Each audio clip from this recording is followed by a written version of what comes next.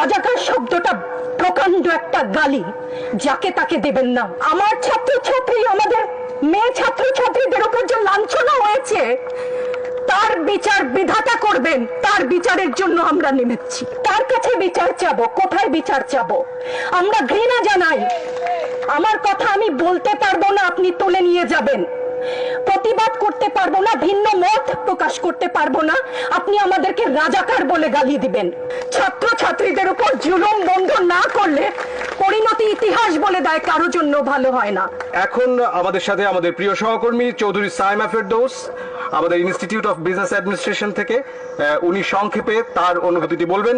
আসসালামু আলাইকুম সবাইকে।